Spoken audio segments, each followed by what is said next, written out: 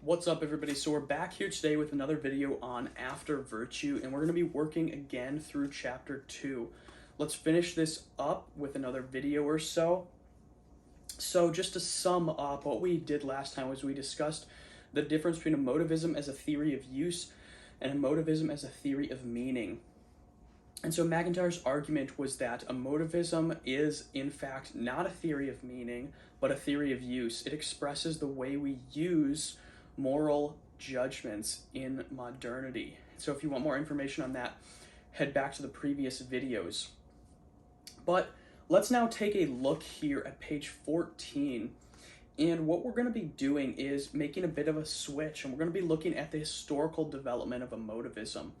And we're going to be looking, to quote MacIntyre, as we're going to be looking at England in 1903, specifically G.E. Moore. And so he's going to say, we ought therefore to ask whether emotivism as a theory may not have been both a response to, and in the very first instance, an account of not moral language as such, but moral language in England in the years after 1903, reacting against some sort of cultural set of norms.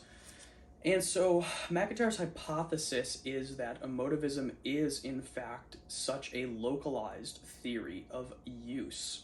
It is not this universal ethical theory of meaning, but a local theory of how we use moral / ethical judgments. So he's going to quote John Maynard Keynes, surprisingly, who's going to say roughly that G.E. Moore, his ethics opens up this new heaven on earth. So Keynes and these people in this Morean camp make these insanely bold statements about Moore's ethics. In fact, Moore himself is even going to say here on page 14 and 15 that he believed to have solved ethics. So what the heck's going on here? What did Moore believe, and how does this tie in with our investigation here?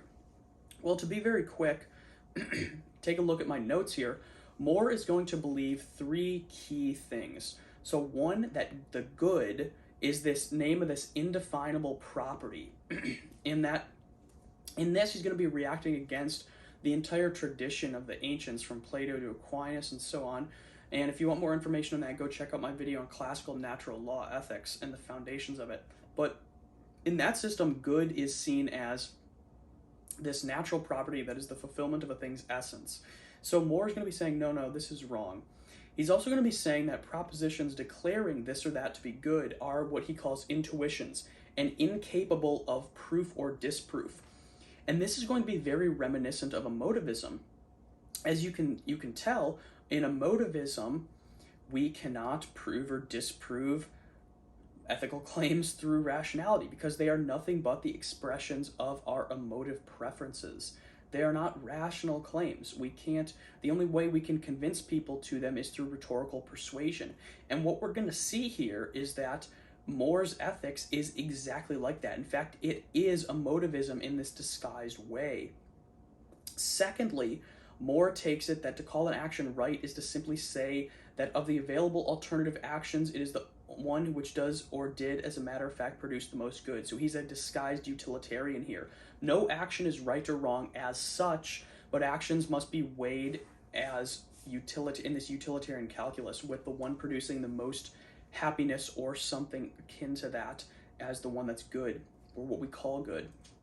Thirdly, and this is the strangest of all three of Moore's prescriptions about ethics, it turns out that in the sixth and final chapter of Principia Ethica, Moore's work, that personal affections and aesthetic enjoyments include all the greatest and by far the greatest goods we can imagine. So this is quite interesting, and MacIntyre is going to point out here on the bottom of page 15 and going into page 16 a few insights that'll let you read on my own, but the main thing is that this is a bunch of preposterous nonsense. That's what it is. One, because Moore's arguments in his work, according to MacIntyre, are very shoddy and poor philosophizing. Two, the first thing he said about the good is just plainly false. It is a definable property, as we have seen with the ancients, and so Moore is reacting against this ancient tradition but not engaging with it at all, so his argument is almost a non-starter from that point. Two, utilitarianism fails, as we'll see. And three, this idea about personal affections and aesthetic enjoyments, that's more speaking about his predisposed or preconceived intuitions about what is mankind or humankind's good. That's Moore's intuitions about that, and he's mapping it onto his ethics. So it would be like somebody pointing out, this is my favorite thing, and building an ethics around that, and saying, look, my ethics supports this. It's a circular reasoning. He's starting from his endpoint. He's starting with these aesthetic enjoyments and pleasures, building his ethic to support that, and then saying, look, my ethics supports that. And MacIntyre's going to go point this out on page 16 here in the middle, and he's going to say, it is therefore worth asking if we can discern any clues as to why people accepted Moore's naive and complacent apocalypticism. One suggests itself. It is that the group who were to become Bloomsbury had already accepted the values of Moore's 6th chapter, but could not accept these as merely their own personal preferences. They felt the need to find objective and impersonal justification for rejecting all claims except those of personal intercourse and of the beautiful. What specifically were they rejecting?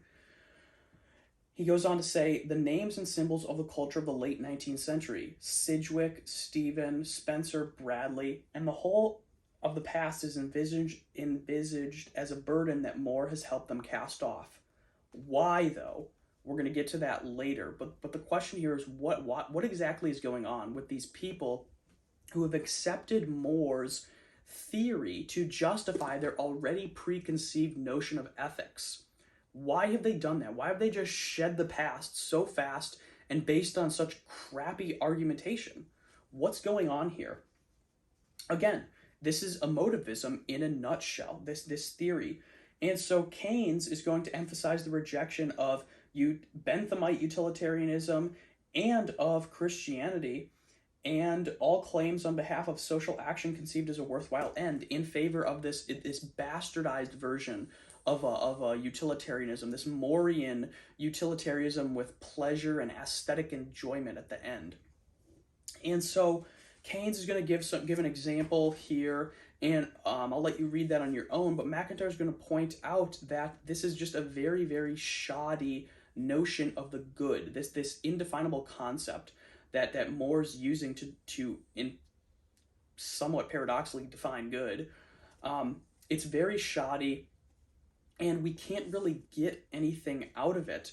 But what's more important is that Keynes himself is going to point out that when discussing this concept of the good as this indefinable property, Moore and his followers are going to invoke serious rhetorical devices. They're going to invoke head shaking, scoffing, grim silences, shrugging in their discussion. So what we have here is really a throwback almost to the sophists of the Platonic dialogues. And what we have is, in effect, emotivism. And I mentioned a few minutes ago that one of the characteristics of emotivism is the inability to convince people through rational argumentation, and its reliance on rhetorical devices and rhetorical persuasion to convince people. And that's exactly what you have going on with Moore's theory. Okay, so let me quote MacIntyre here on page 17 in the middle, and he's going to say, thus people take themselves to be identifying the presence of this property which they call good, but there is in fact no such property, and they doing no more than expressing their feelings and attitudes, disguising the expression of preference and whim by an interpretation of their own utterance and behavior which confers upon it an objectivity that it does not in fact possess. So what's going on here, what MacIntyre is saying is that these people who are, these Mooreans, these people who follow Moore, are simply using rhetorical devices, and they are using Moore's argumentation, which is not really argumentation at all, to confer a purported objectivity on this idea of their good. And this is just emotivism. That it's exactly what we discussed before. And I don't see a difference. If you find a difference between what we discussed before, the emotivism and Moore's account, then feel free to point it out. But that's what MacIntyre is arguing here. And so here, going to the bottom of page 17, we will see that, to quote him again, Moore's followers had behaved as if their disagreements over what is good were being settled by an appeal to some sort of objective and impersonal criterion, some sort of rational argumentation. but in fact the stronger and psychologically more adroit will was prevailing. And so basically what you have here is this idea that their idea of the good was simply a power game in which a psychological persuasion had to be invoked in order to convince people to it. There was no rational argumentation involved. There was no no battle with other conceptions of the good. There was just shoddy argumentation and rhetorical devices such as shrugging, rhetorical persuasion, tricks and traps in their speeches. So that's what's going on here. Now, if we look at the top of page 18, and we have page 18, 19, and then up through 22 left. So I'll do a little bit more, and then we'll stop and do the rest in the next video.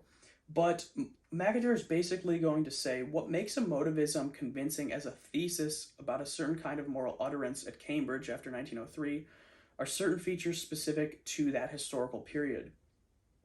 And then he's going to go on and say those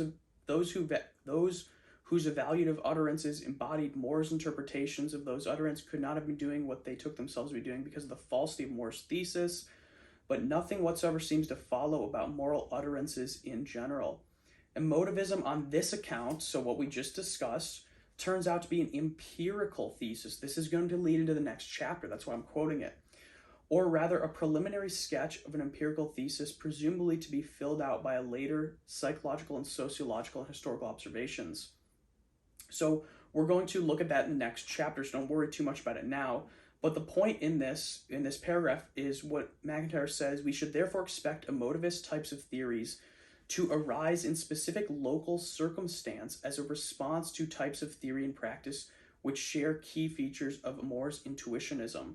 Emotivism turns out to be a cogent theory of use rather than a false theory of meaning, connected with one specific stage in the moral development or decline, a stage which our own culture entered early in the present century.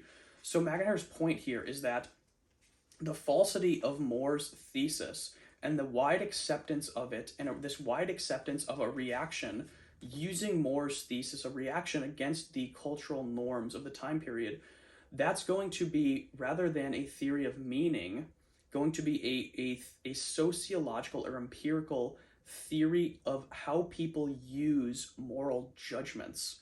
So what MacIntyre's point with this is that we can look at this episode with More and see that people started to use ethics to convey some sort of sociological and historical narrative and this cultural shift in ethics that was going on at the time. And we'll be discussing this in chapter 3 quite a bit.